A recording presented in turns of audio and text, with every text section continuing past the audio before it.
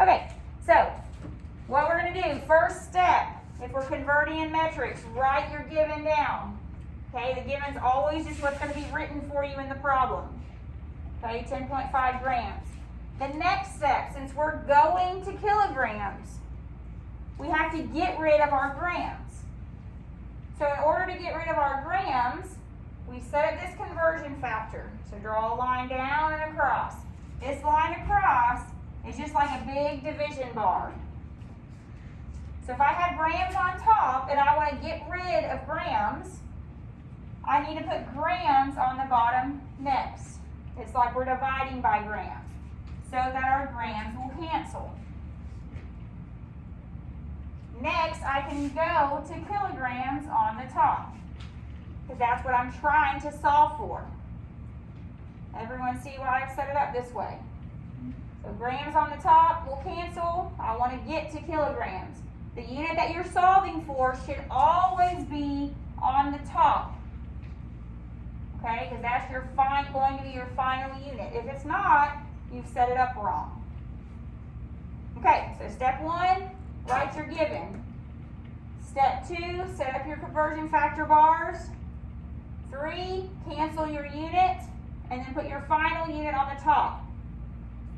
Step 4, you have to ask yourself, what is the bigger unit?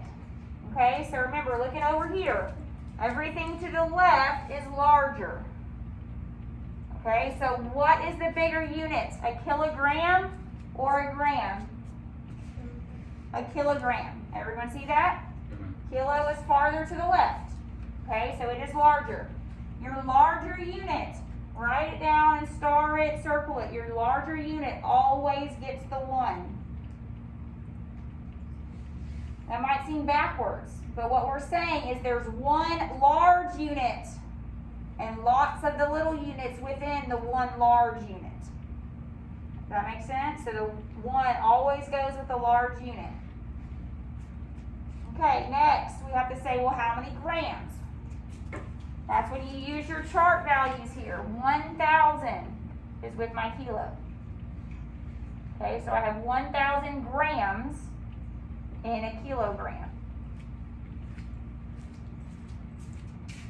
So I plug in my 1,000. Does that make sense? If my number is on the, okay, what I do next to solve, because we're done, we know this is called a conversion factor. This is just 2 equal parts. All this is saying 1 kilogram is equal to 1,000 grams, which we know is true. Now what we do, we multiply across the top, divide by the bottom. So you should get 0.0, you can use your calculator of course, 0.0105. What's our final unit going to be? Kilogram, very good. That's what we're trying to solve for. Do you necessarily have to put a 0 in front of the decimal? No, you can just put point. That's fine. It just uses placeholder. I will accept that. I will also accept it in scientific notation. If y'all know how to do that already, or if your calculator tells you that, you could put 1.05 times 10 to the negative second kilograms. That's fine too. Okay, if you already know that and want to do that, you can do that as well. Any questions on that problem? All right, let's do the hectometers. So we have 1.57 hectometer. Set up our conversion factor. We're trying to get to meters, our base unit, okay? Where's hectometer going to go next?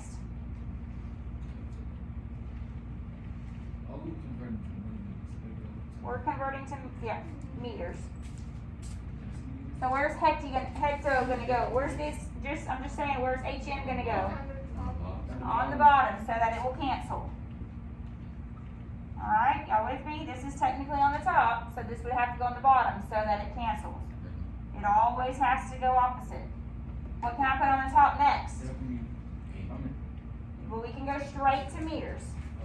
Okay, so remember, these conversion factors are in terms of our meter.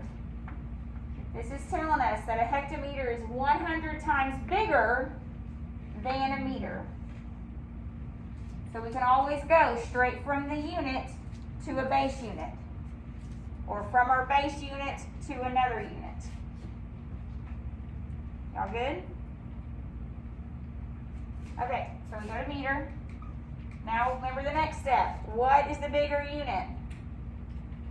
Meter or hectometer? Hectometer, right? It's farther to the left. So what does hecto get? Our 1, right?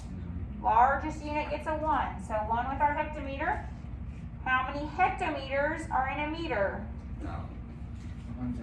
100. Yep, that's okay. So look up there where our H is. 100. So now both of our values are on the top. So we just multiply across the top.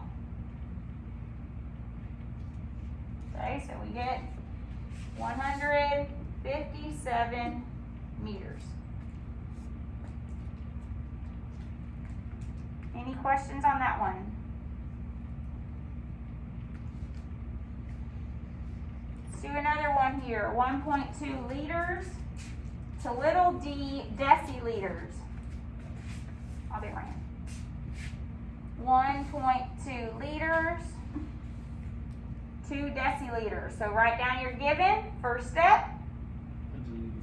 Second step, do your conversion factor, lines. What'd you say? Liters? Very good. Liters are gonna go at the bottom so that liters can cancel. What's gonna go on the top? Deciliters now can go on the top. What's the fourth step? This is the most important one. Well, they're all important, but what do you have to ask yourself? Which one's larger? Which one's larger? Liters. Okay, this time the base is larger because deci is farther here to the right. So, liters is larger. What are we going to put with our liter then? 1. How many deciliters are in our liter? 10. So we're going to put our 10 right here. So what do we do to solve? Multiply across the top. Should get 12 deciliters. Y'all feel good with that?